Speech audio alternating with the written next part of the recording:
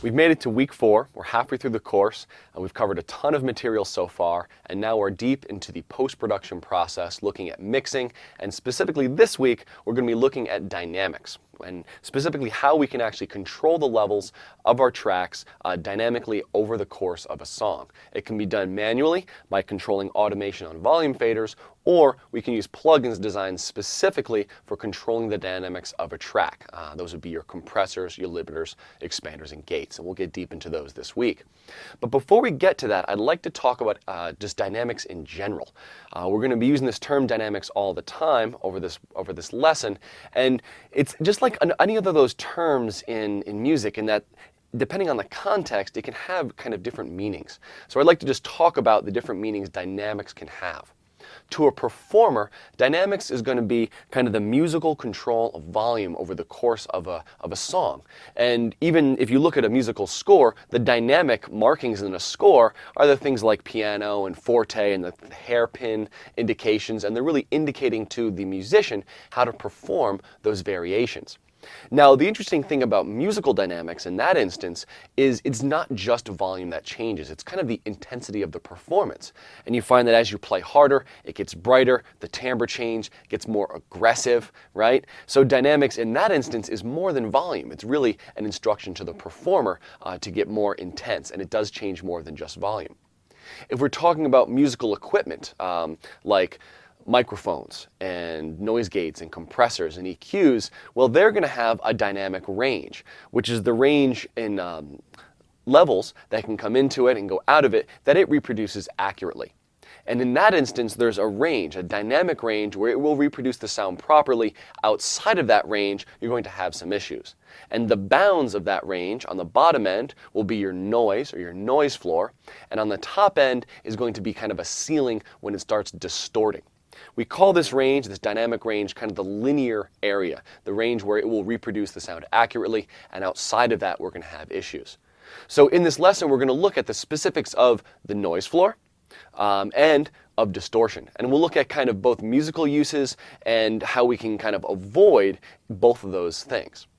Now, the human ear has a dynamic range also, but it's kind of complicated because our perception inside the dynamic range is kind of changing all the time.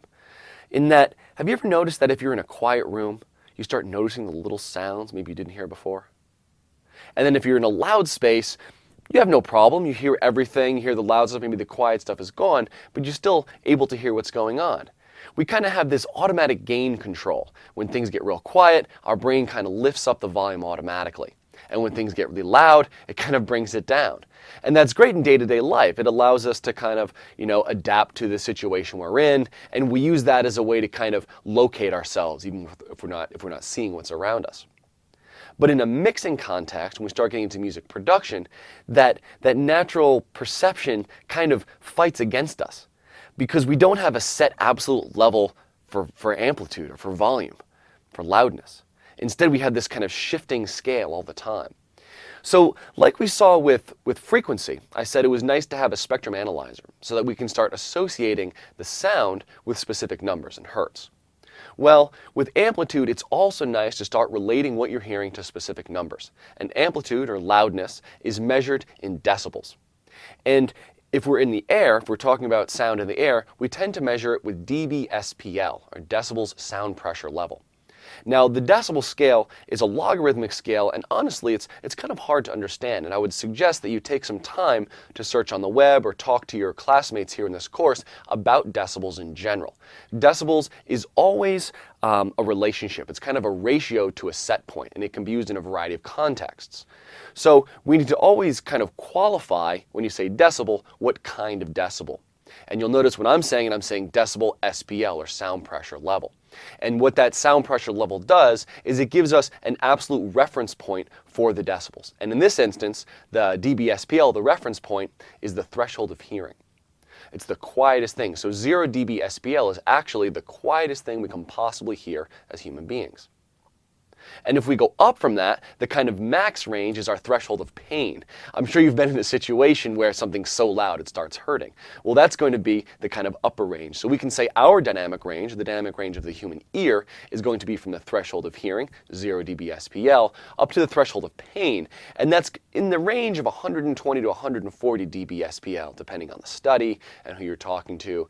And the thing is, loudness, as we saw, is kind of a complicated thing in that duration matters, and there's a lot of factors in it. But that gives you a kind of a good range of kind of what the human being can kind of hear.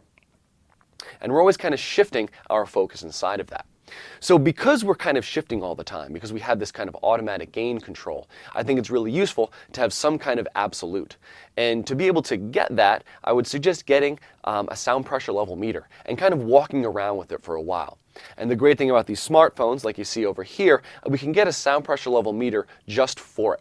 And I would suggest just walking around your daily life and just getting a feel for the general levels. I know when I started doing this, I was surprised to see some things.